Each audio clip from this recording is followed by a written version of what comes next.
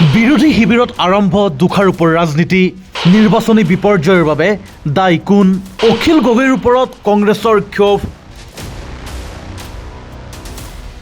কংগ্ৰেছৰ ওপৰত অখিল গগৈৰ ক্ষোভ আসন বুজাবুজি আৰু কৌশলক লৈ প্ৰশ্ন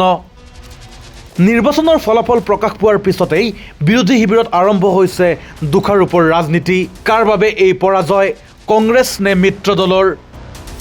ইয়াকে লৈ এতিয়া তীব্ৰ বাকযুদ্ধ আৰম্ভ হৈছে বিৰোধী মহলত বিষ আছে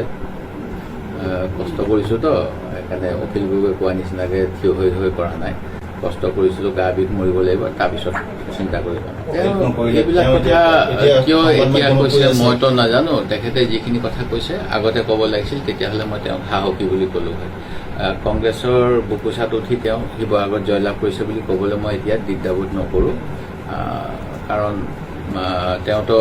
অলপ দিন আগত পঞ্চায়তৰ নিৰ্বাচন হৈছিল তাততো আমাৰ মিত্ৰতা নাছিল তেখেতৰ দলেতো প্ৰাৰ্থী দিছিল সেইখিনি কিমান জয়লাভ কৰিলে তেওঁ যে কৈ আছে অকল তেওঁহে কষ্ট কৰাৰ কাৰণে তেওঁ বেছ আছে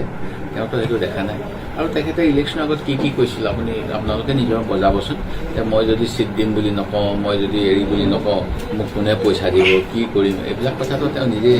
সামৰাওকাৰী আছিল আপোনালোকৰ আগত মই সেইবিলাক একো কথা ক'বলৈ নাযাওঁ মই কোনো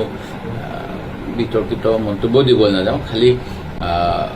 আমাৰ ক্ষেত্ৰত যিবিলাক কথা কৈছে মোৰ এটাই কথা মই আগতেও কৈছিলোঁ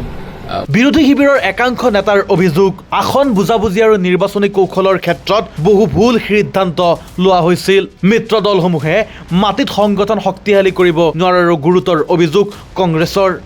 আনহাতে মিত্ৰ দলৰ একাংশ নেতাই কংগ্ৰেছৰ নেতৃত্বকেই পৰাজয়ৰ মূল কাৰণ বুলি অভিহিত কৰিছে অতি আত্মবিশ্বাস ভুল ৰাজনৈতিক সমীকৰণ আৰু জনতাৰ মাজত বিশ্বাস স্থাপন কৰিব নোৱাৰাটোৱেই দায়ী কৰা হৈছে কংগ্ৰেছক বিৰোধীৰ ভিতৰ চৰ্চা এতিয়া ৰাজপথত পৰাজয়ৰ পাছত অধিক গভীৰ হ'ল নেকি বিভাজন নিৰ্বাচনৰ আগতে একতাবদ্ধ হোৱাৰ দাবী কৰা বিৰোধী শিবিৰত এতিয়া স্পষ্ট হৈ পৰিছে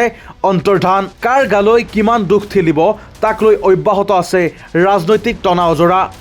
আগন্তুক দিনত এই সংঘাতে বিৰোধী ৰাজনীতিত কি প্ৰভাৱ পেলায় সেয়া হ'ব লক্ষণীয় নিউজ ডেস্ক ৰিপৰ্ট সচ দ্য ৰিয়েলিটি